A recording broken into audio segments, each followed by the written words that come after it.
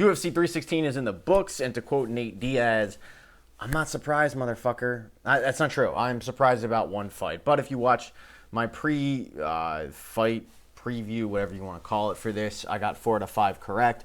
The one fight I was the most surprised about, we will discuss, but we have to start out with the main event because I think what Merab did tonight shut a whole lot of people up. A whole lot of people. And the go-to MMA podcast that I personally will listen to before, like I will make my own judgment and then I'll listen to these guys, who are paid to only focus on MMA, and I want to get their thought process and what they're thinking. And going into it, they were really big in, man, I think Sean takes it. I think it's a different fight. I really do. And I'm listening to it going like, really? Like, you guys really believe that it's going to be a different fight? And I couldn't believe it. I didn't know if they were getting paid by the UFC to talk the fight up or what. And yeah, I guess they were right. It was a different fight because it was quicker. Because Merab went out there and didn't just hold him against the cage. He went out there and finished him. He finished Sean O'Malley. And one of the things we constantly heard about Sean O'Malley is wait for his ground game. His ground game's legit. Oh, boy, is it ever. No, he hasn't had to use it yet, but, man, his ground game, when he gets on his back, no, his BJJ is really good and all that, and it didn't matter. It did not matter. Because in the second round, Merab sunk in the darts. He got his first finish since Marlon Moraes. It was ground and pound. And he finished the golden boy, the golden ticket, the new Conor McGregor, shutting all the fanboys up. And I loved it. I mean, I'm a big Merab guy, though. I mean, I'm a little biased for this because I've always been a big Merab guy. And if you don't like Merab's style, I understand why. But the idea that this fight was going to go any different, I still don't understand the logic all that much of why people thought that.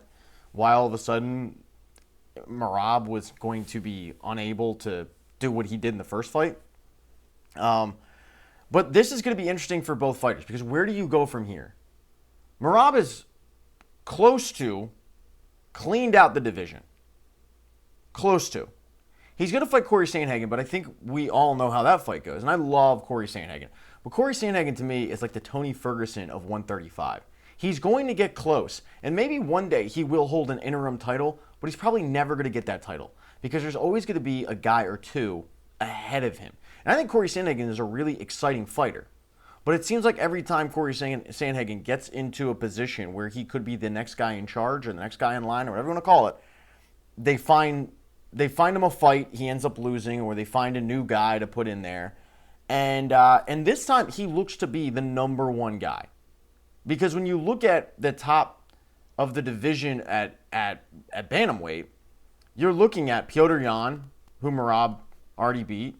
You're looking at Umar, who Merab already beat. And the fact that Merab out-wrestled Nurmagomedov and wore Nurmagomedov down doesn't get talked about enough.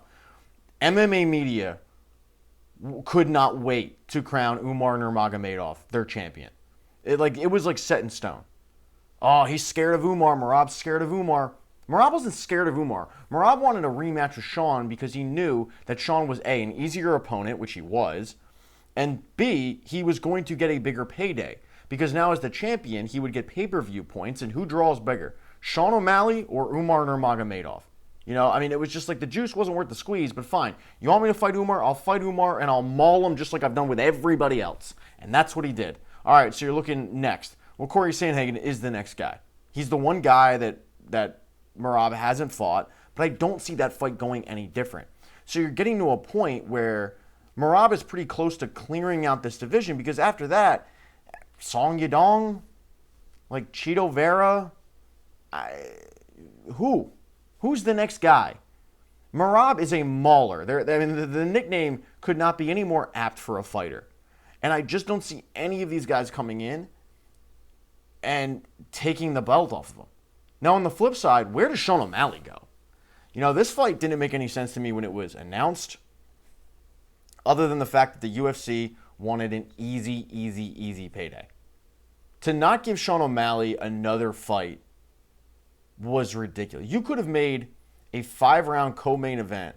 You could have actually probably done a main event on a pay-per-view with Sean O'Malley and no belt implications, and it would have sold really well. It would have sold better than the last pay-per-view, which was horrible, on like name value at least. You know, the Jack Della Maddalena and Bilal Muhammad card.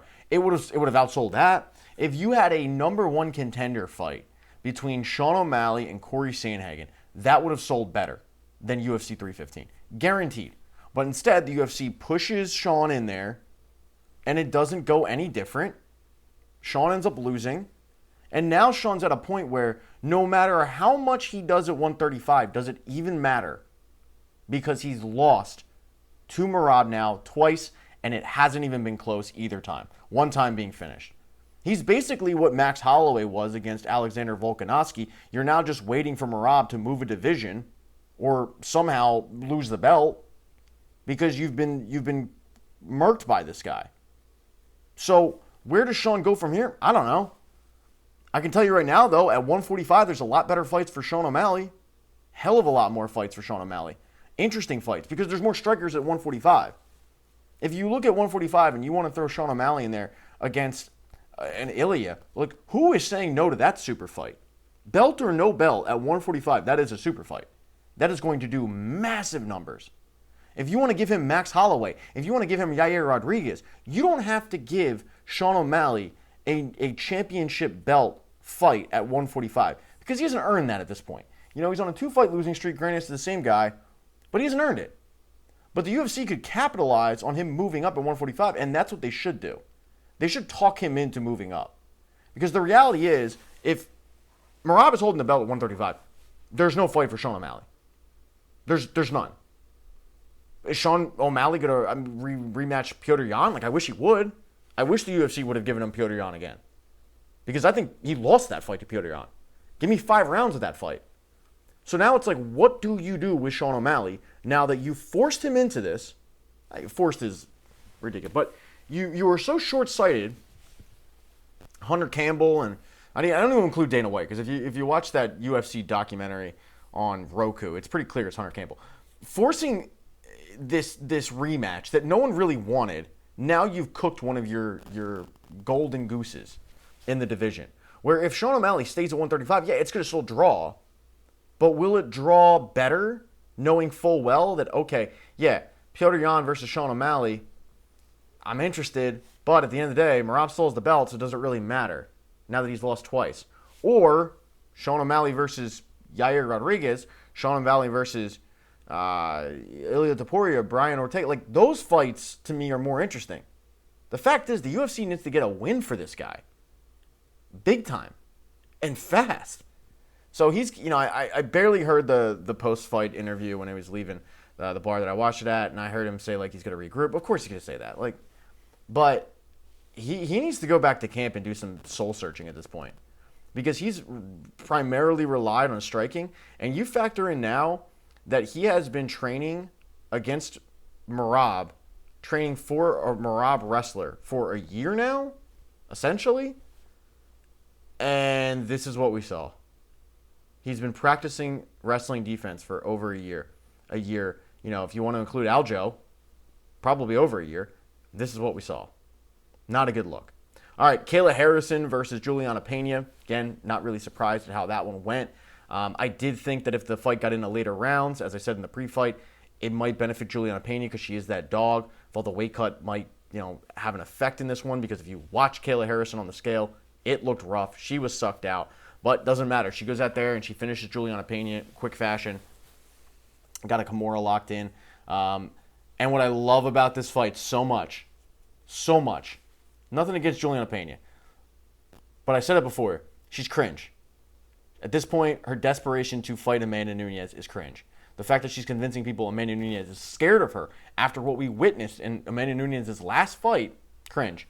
So the fact that Kayla Harrison wins the belt and Amanda Nunes saunters on in there and says, oh, hey, by the way, now I'm back. I wasn't going to come back for you because I whooped your ass for 5 straight rounds. I basically kept you alive to whoop your ass for 5 straight rounds. I'm not coming back. I'm bored with you. You got lucky, you know, cute little story. I gassed out. Then we had a rematch. I murked the shit out of you. No, but her, I'll come back for her immediately. Love that. Love it. Queen is back. This is what we get. The question I have, though, with this fight is, okay, Kayla Harrison is going to put her belt on the line. She's going to end up fighting the greatest of all time. It's going to be a huge fight. I can't wait for it. How long does Kayla Harrison have? Because that weight cut is going to continue to take a toll.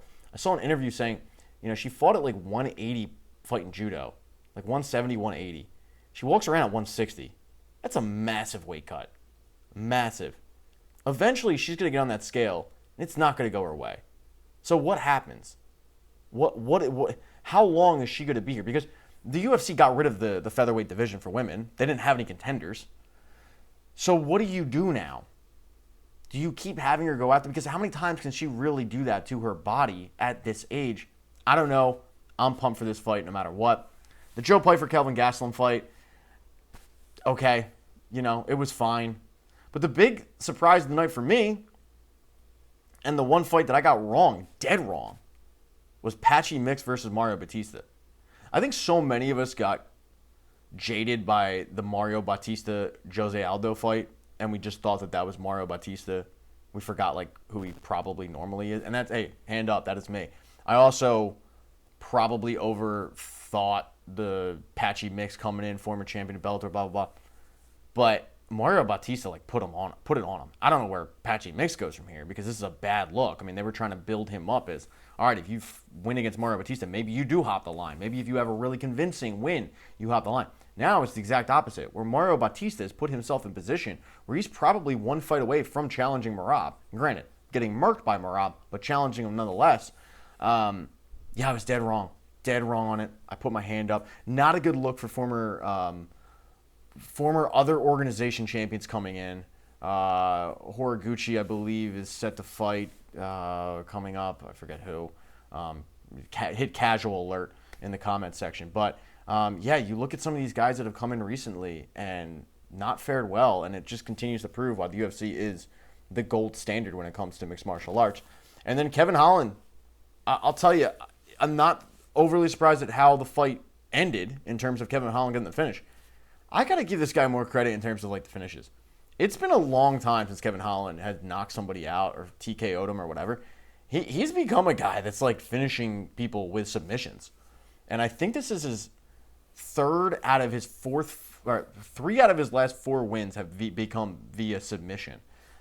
It's a guy that's really worked on his ground game a lot. Obviously, when he came up, he was a knockout artist. Then he started getting mauled by, I think, Derek Brunson was the fight that really opened a lot of people's eyes as to oh boy, there's some holes in this game. And to his credit, he went and he worked. He worked with Daniel Cormier, American Kickboxing Academy.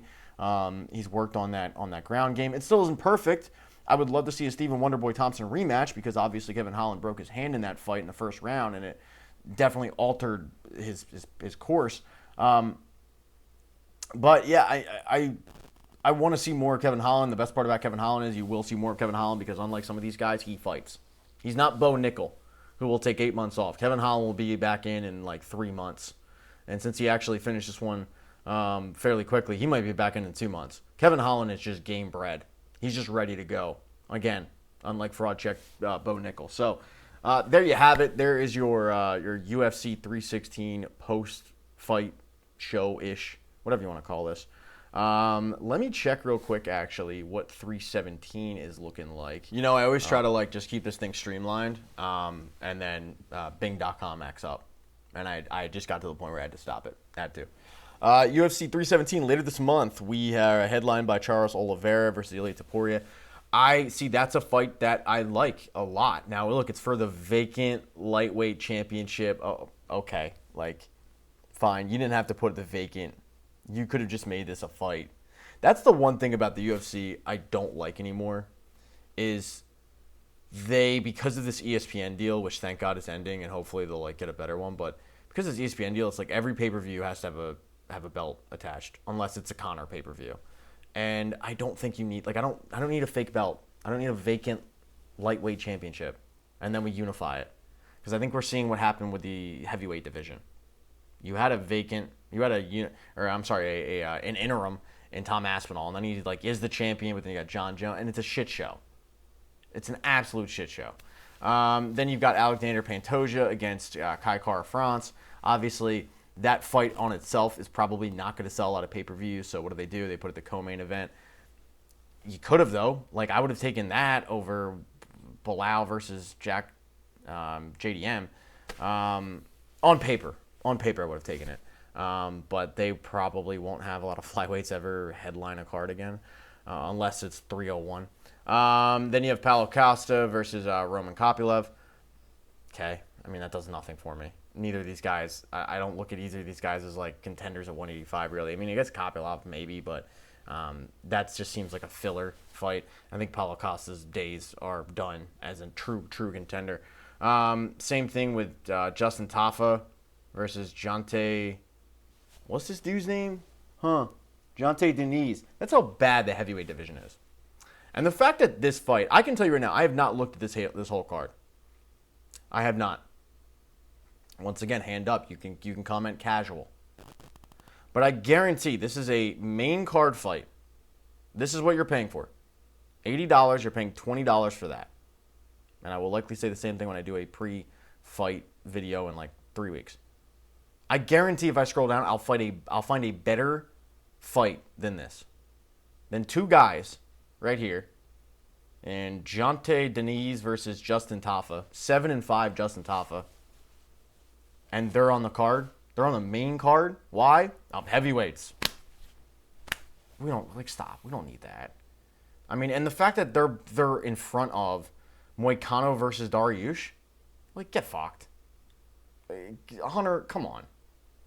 Like, really? Who's clamoring for Justin Tafa fights on a main card? All right, so let's see. All right, I'll tell you right now.